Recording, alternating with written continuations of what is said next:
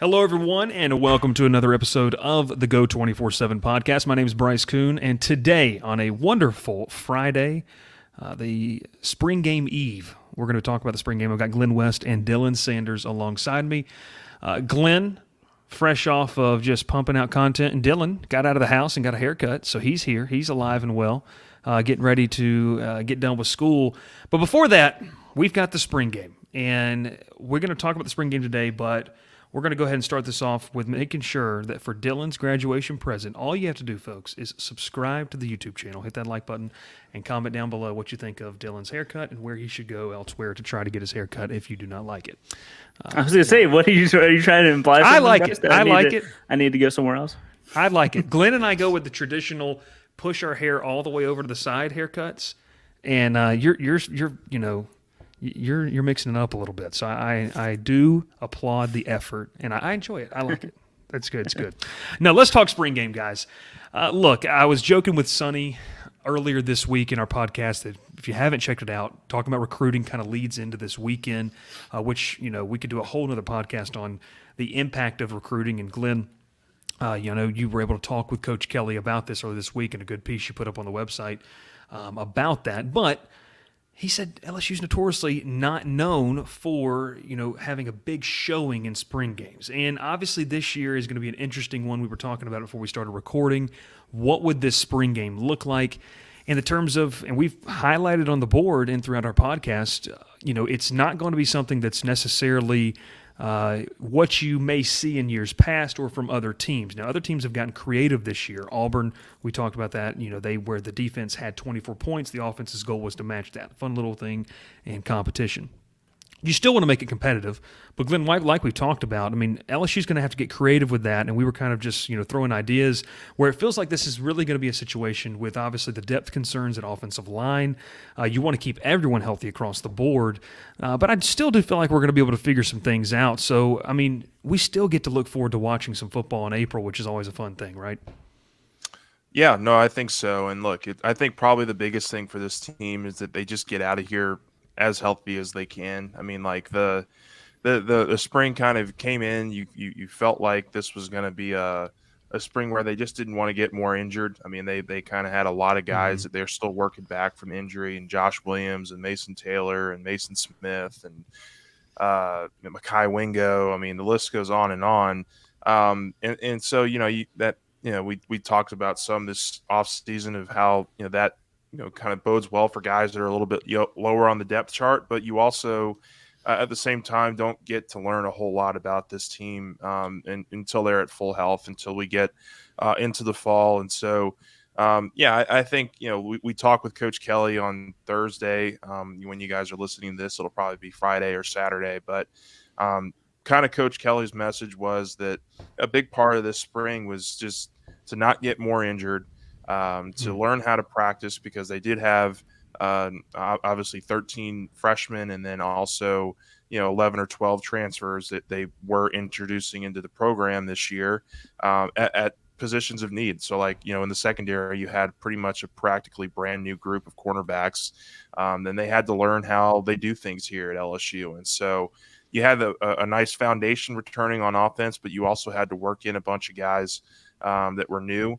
But they were able to do a lot of really solid things. I think they feel like they're in a much better spot, comparing from this year to last year. They feel like they're in a much better place.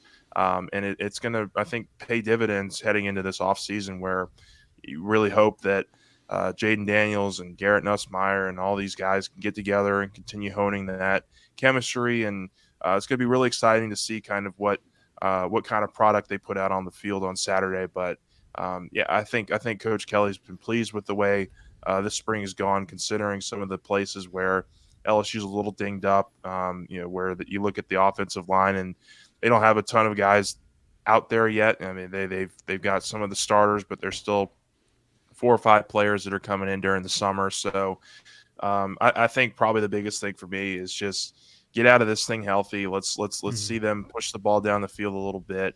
have some fun, see what the cornerbacks, how the secondary is able to gel. We can get into some of this a little bit later, but I think that's going to be probably the biggest thing for me. It's just seeing them not have any more injuries kind of crop up on them here in the last couple days.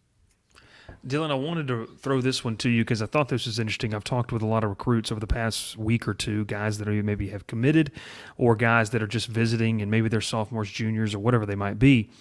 And you've been out to some spring practices and you've seen this, and I feel like we're going to see this again on Saturday. But they have all mentioned that the attention to detail is something that LSU is really priding themselves on, the small things. Obviously, last year, I threw up on the board yesterday, 24/7's predictions for 2023, and a lot of people brought up the Florida State game, and I think that's where people last year saw a lot of those attention to detail things kind of fall through.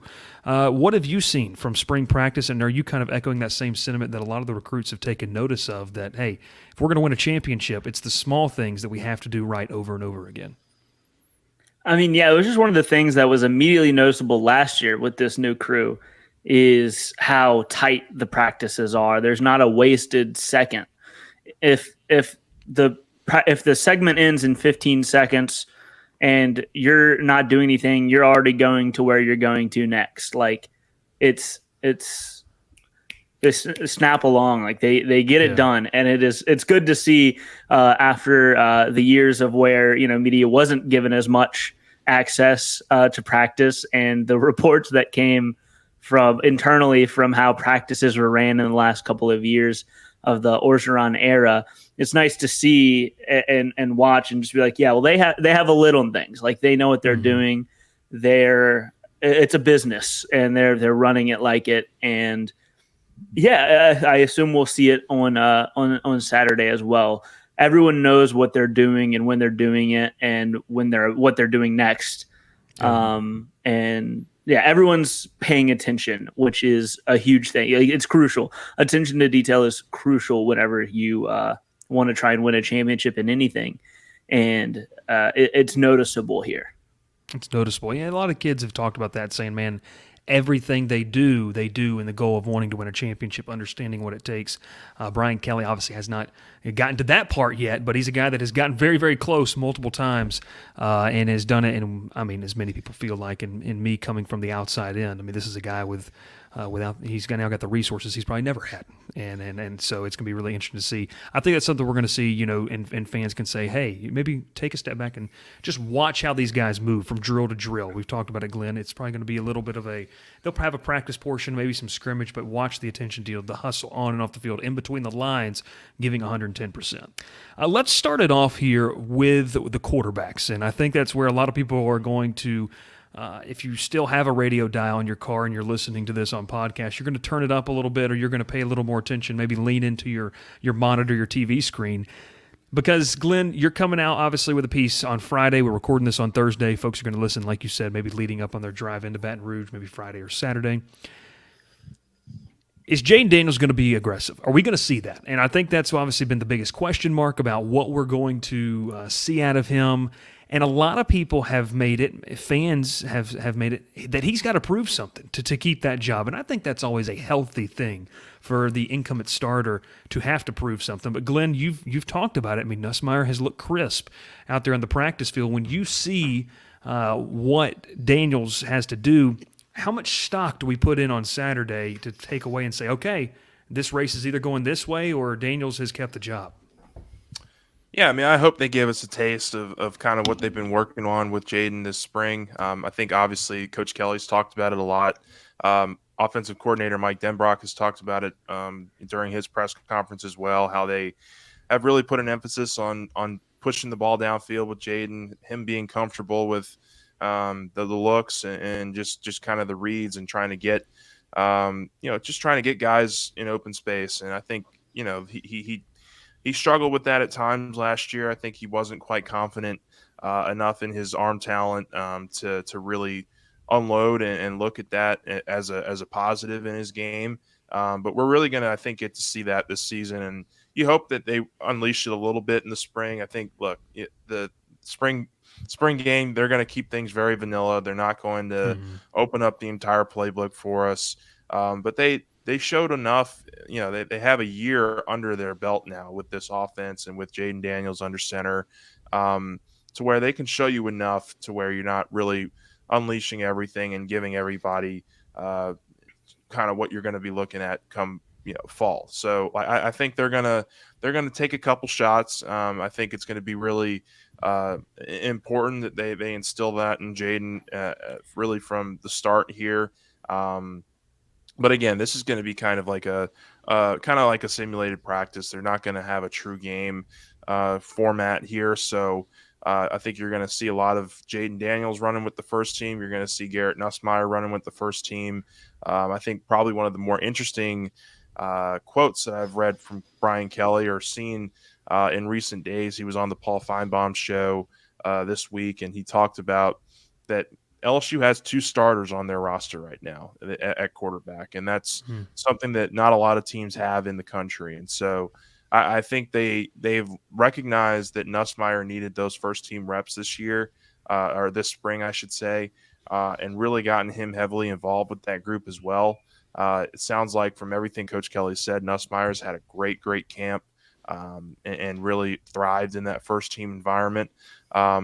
And it's going to be interesting to see how that all plays out. I don't expect there to be any kind of controversy heading into the fall. I think Coach Kelly's made it clear pretty often how he feels about Jaden Daniels and how he's going to be the starter here to start the season. But that doesn't mean that Nussmeier is not going to play. And I think that they're really open to the idea of putting Nussmeier in these games this year and really giving him some serious looks and seeing how all this goes. And I think this is a really good opportunity this spring to not only see Jaden get more aggressive, but also see how Nuss has learned from some of his kind of over aggressiveness at times. And I think that's going to be really fun to see.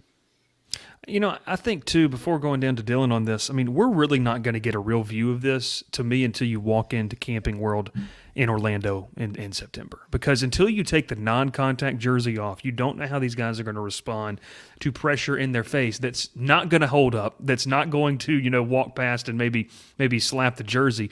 I think that's really when you're going to get a feel. And so, yes, these spring games are great for seeing, I will call those on-air reps. And, Glenn, I imagine we're going to get to see some fun one-on-one battles, with receivers against DBs, and we're going to get to that here in a second. And we're going to see, one thing I'm excited to kind of see is how does Daniels in the aggressiveness, how is he taking shots with these receivers?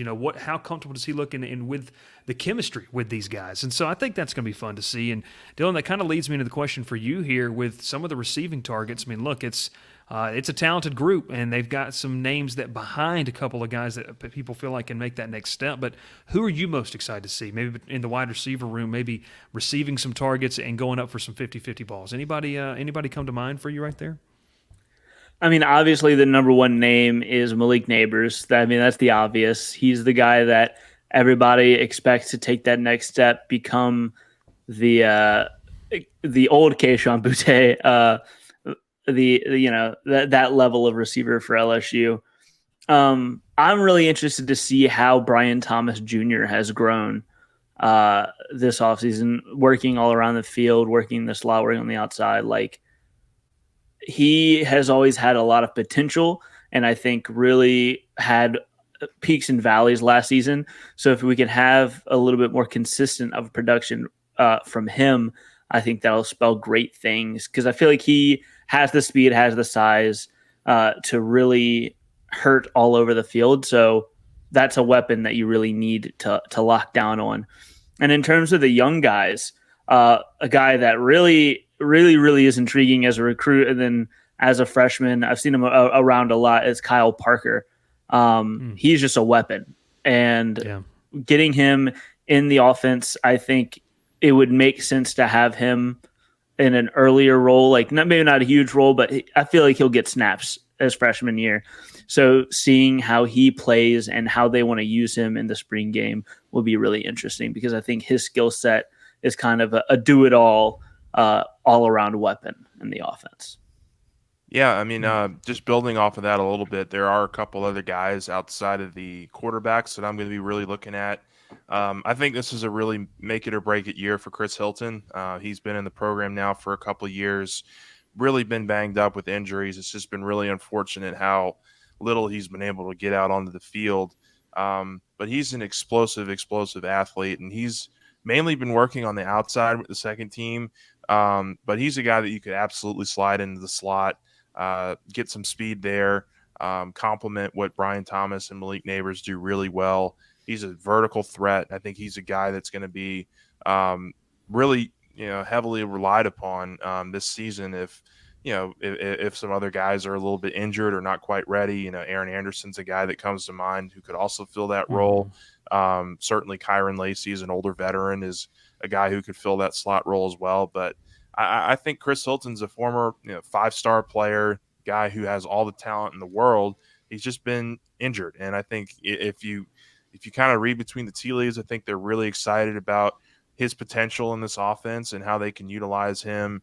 And then the other guy is Trey Holly, the freshman running back. I think when you have so many guys out of the running back room right now, these reps that he's getting right now are invaluable. And so obviously Noah Cain's going to be a huge part of what you do on Saturday. He's going to get a lot of touches, but I think Trey Holly's a guy that they're really excited about, and a guy who, quite frankly, wouldn't have gotten the reps that he got this spring had that room been healthy. And so if you're able to get him with some first-team reps with Jaden and with Garrett Nussmeier and with all these guys, I think his explosiveness and his talent is really going to show with the first team as well. And I think the offense should have a really good day. There's enough of a core foundation returning offensively where they should be able to move the ball pretty easily, I think, up and down on this defense. And that's not a shot at the defense, but they're just don't have a lot of their starters in right now. And outside of Harold Perkins, Omar Spates, this is a really new group and guys that I just don't know that are going to be quite ready to handle the offense and the experience that they had last year as an offense. So that's kind of what I'm looking at from an offensive perspective. Yeah, you mentioned Chris Hilton, and I think that's a good point to kind of go back with Jaden Daniels. How Chris Hilton mentioned how he and Daniels have specifically been working on those deep shots, with his kind of speed. It's good to hear that they're actively giving him something to do and also actively practicing the deep ball passing from Jaden. We saw it a little bit at the pro day, actually. He launched a couple of balls. I mean, the only 2 balls he missed when throwing to Kayshawn and Dre were deep passes. He overthrew a couple times, but seems like he's working on unleashing the talent in the arm because he can throw the ball far. I mean, everyone knows that. It's about the accuracy. So I really do want to see Chris Hilton just catch a really long pass on Saturday and just give us something to look forward to next season. I'm sure it was a part of the highlight tape when he committed, but I'll never forget a little Pac-12 after dark, him throwing that pass against Oregon. I believe it was his freshman year to beat Oregon and knock them out of playoff contention when he was at Arizona State. So the kid's got arm talent. You mentioned it earlier, Glenn. Honing it in and making good decisions is going to be interesting. And you talked about the defense, and I want to switch over here now because it's a defense with a lot of newcomers. And a lot of times in these spring games, you see defenses, and one thing I've seen watching over the past couple of weeks is they don't really get too detailed with coverages. It's usually just running a base set and maybe 4 or 5 looks they're going to give the whole game. And if this is not even a real game, I mean, look, I imagine, and it's one of those things too, these offensive guys have been running against these guys for the past month and a half. Like, they know what the coverage is going to look like. They feel like they know where someone's going to be. So you expect offenses to have success. But when you see this defense, I mean, obviously there's a lot of new faces. You mentioned, I mean, one intriguing thing is what does Harold Perkins look like at the inside linebacker position? How comfortable is he alongside, a guy in Omar Spates who's a veteran and is, I think, really, really earned the respect of this locker room fairly quickly. I think that's something to continue to kind of note as well. But, I mean, what new guys, Glenn, are you excited to look at? I mean, this secondary's got plenty of them, and hopefully we get to see some new faces and some old faces making some contributions. Yeah, I mean, first and foremost, I think it sounds like Harold Perkins is going to play inside linebacker mainly on first and second down situations, and then they'll move him out to jack linebacker and third down situations, which makes a lot of sense. I mean, he's a guy that you want rushing the passer on third down, and creating havoc back there, creating turnovers, tackles for loss, sacks, that kind of stuff. So, I mean, just talking with John Jancic, who's not only the special teams coordinator but also the outside linebackers coach, he's been working with Harold on third down stuff, and so that's where it sounds like they're at with him right now. He's going to get a lot of the early down work on the inside, and then they can switch him outside in third down or key situations that they feel like they can make a play. But I think outside of watching what Harold's doing on inside linebacker, I'm definitely going to be looking at this cornerback room. Really excited to see just kind of the progress they've made. I mean, last year you had guys that were ready, that were older veterans, that were really seemed to kind of get the niche of it quickly. I mean, Mekhi Garner was a guy that we talked a lot about last spring. Colby Richardson was a guy we talked about last spring. Jarek Bernard-Converse was injured, and we didn't get to talk about him as much, but he was a guy that you felt comfortable with was going to be able to do his job, and largely he did last year. This new cornerback room is talented. They're long, they're athletic, but they're also young and they're pretty inexperienced. And so that's kind of where I'm going to be shifting my eyes on defense. I think Zy Alexander is going to be a name to watch for sure. He's about 6'2", 6'3", really long corner, a guy that I think LSU really likes. LaTerrence Welch is really the only returner from last year, and he was starting to get some first-team looks on individual drills. And kind of one of the drills that's popular when we first walk in, they kind of line up in a base format, and they call a snap, and then they have them run to the opposite end zone. And Welch was lining up on the outside for a couple practices there. Certainly, Denver Harris and J.K. Johnson are two young transfers that they brought in that they feel like have really bright futures. I'm not sure exactly if they're going to get first-team looks. They probably will. I think they're going to have to be really flexible with the number of guys they're rotating in just to see. I mean, it's the spring game. You want to see how guys react in that setting. And it's going to be really important for them to really hone in on who they think they can trust, what this offseason depth chart might look like heading into the spring, or heading into the summer, I should say, and really building off of that, because it's going to be I think the cornerback room is going to be one that really can make or break this entire team. I mean, if they hit on a couple of these corners, that you're looking like you're in real fine shape defensively. And so seeing how those guys are communicating, how they're gelling on the field, I think is going to be really, really important to watch on Saturday. I wanted to add. Go ahead. I was just going to throw it to you. Go ahead. Oh, okay. I just wanted to add to the cornerback conversation that from what I've noticed, there's a lot of rotation in the cornerback room, but the most solid and most consistent person towards the first team, I think, would be LaTerrence Welch from the first day of practice. And I think that they've really leaned on him. I mean, he was getting good reps last year towards the end of things, and I think they've really leaned on him as the anchor, the only returning player, as an example. Like I see them I would notice whenever they would test out a drill or explain a drill, they would use him, like stuff like that. I feel like he's been the most consistent first team guy, and he's looked good in practice whenever I've been able to watch him. We're going to talk on Monday, about some of our takeaways from the spring game and what those might be. But I think one other thing that I mentioned on the secondary is Javion Toviano. Obviously, Brian Kelly talked about him kind of in that safety nickel spot, him being able to grow quickly and having to make some calls with some minor injuries to Greg Brooks Jr. and Major Burns. And Glenn, you mentioned when we talked about this last week, I mean, look, we know and love the type of player that Major Burns can be. We also know that he can be banged up at times, and you have to have some quality depth back there. So to be able to see a guy like Toviano, some of a younger guy to keep an eye on, how he feels, how he flows, because even though you're probably not going to be playing 100% in this game speed-wise, you still can tell the difference between guys, like you said earlier, Dylan, that know what they're doing and can still do it. You know what I mean? Like that's going to be the biggest thing, to see guys that feel comfortable making the checks or flowing or going to their assignment and being able to do that. But I think it's going to be an interesting opportunity to watch kind of what's going on. The game's going to be broadcast on SEC Network Plus, so I'll be sitting on the couch watching that while you guys are enjoying the fanfare that is going to be spring day. And I think, is it supposed to be a good weather down there? Is that at least, Glenn? Are you going to have some nice Louisiana weather? I haven't looked that far ahead. I'm not entirely sure. But, just bouncing off your point there, I think Sage Ryan, you'll probably see it first team nickel, I would imagine.